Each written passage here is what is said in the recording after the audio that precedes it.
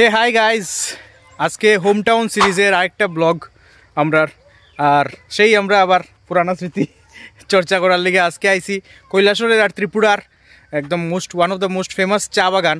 আর Tripura famous চার লিগা, আর কৈলাসরেরও এটা খুব ফেমাস আর খুবই সুন্দর চা বাগান। এটা হলো মনুবেলি চা বাগান। বিকাল দিকে খাইয়া টাইয়া একটু বাইরেছি, কই যাই বহুদিন ধরে বন্ধুর বাইকটা লইছি একটু রাতুলের।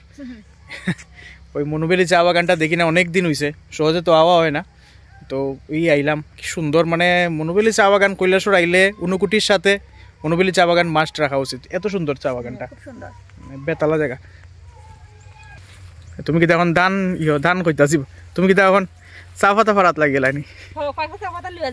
হ্যাঁ, নিয়া চা হয়ে যাব।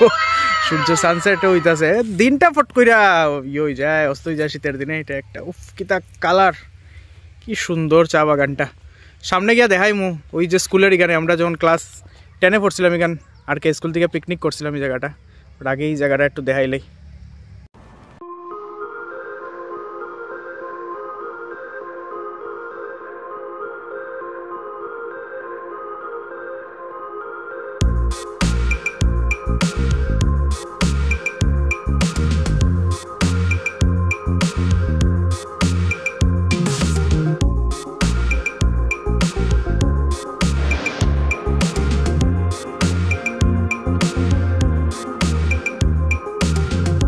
যেটা কইতে আসলাম যে আমরা যখন ক্লাস 11-এ পড়তাম তখন আর কে স্কুল থেকে আমরা স্যার ম্যাডামরা সবরে নিয়ে আমরা বন্ধুরা রাতুল আমরা বন্ধুরা মিল্লা এখানে পিকনিকে আসলাম। আর এটাই আমার ফার্স্ট পিকনিক আসলো লাইফের। এরপরে তো অনেক পিকনিকে গেছি, বাট এই পিকনিকের মতন মানে স্মরণীয় আর মজা মানে কোনো সময় বলতে পারি না। সো যখনই এখানে আই, এইখানে স্কুলটা অবস্থিত আছে, এখানে বাস আইছে, আরেকটা পার্টি পিকনিক করেন ওখন। আর বাগানের ভিতরে আর পিকনিক টিকনিক এসব এলাও করে না অনেক কিছু কারণে। সো সবে পিকনিক আই এখানেই করে লিগে আমিও কই এখানে যেখানে করছিলাম পিকনিক আইয়া একটু দেখা যায়।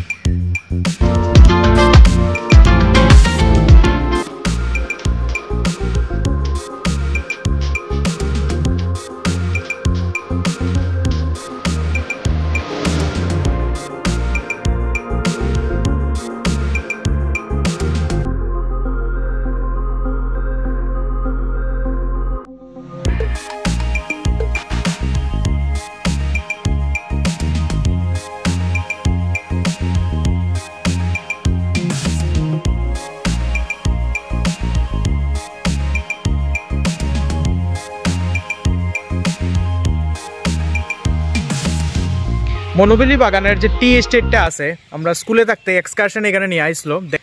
এখানে ভিতরে বিভিন্ন টাইপের কোয়ালিটির বড় পাতা, ছোটো পাতা, গুড়া পাতা, বিভিন্ন টাইপের হাইয়েস্ট টু লোয়েস্ট কোয়ালিটির বিভিন্ন চা পাতা এখানেই প্রোডাকশন হয়। আর ইয়া আস্তা ইন্ডিয়াত বিভিন্ন জায়গাত লক্ষ্মী চা পাতা মেনলি এটার যে প্রোডাকশনটা হয় এটা ডিস্ট্রিবিউট হয়। এমনি তো প্রাইভেট এরিয়া, ভিতরে যেতে গেলে পারমিশন লাগে। তো আমরা স্কুলে থাকতে বায়োলজির এক্সকারশন যে থাকে বিভিন্ন পাতার দেখানির লিগা স্যারে আমরা নকুলের স্যার আসলাম মনে, তাই নিয়ে আসলে এখানে এয়া দেখছিলাম। তো এয়া দেখি এখানে, বাট বাই দ্য ওয়ে এখানে সব জায়গাতেই দেখতেছি পোস্টার লাগানি পিকনিক নট অ্যালাউড। যদিও পিকনিক একটা হয়েছে দেখছি, প্রপার পারমিশন ছাড়া মনে হয় এখন আর হয় না। আগে তো একটু ম্যানেজ করলেও যাইতো, এখন মনে হয় আর হয় না।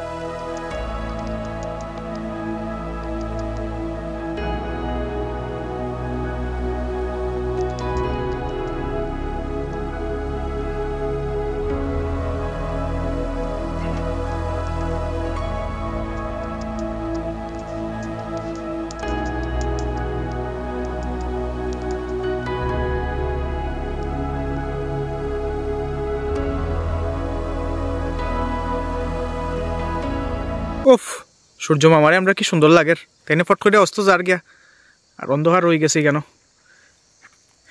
এই যে ঘরটা, এইদিকে আমরা আগে ডেটিং টাইমে এইদিকে কত আইসি হইছি আর দেখতাম ধান চাষ করা। আজকে খালি ভিডিওর মধ্যে ধান সারে খালি চা পাতারে আজকে মনে ধান দেখেছি, চা পাতারে খালি ধান কইরাম।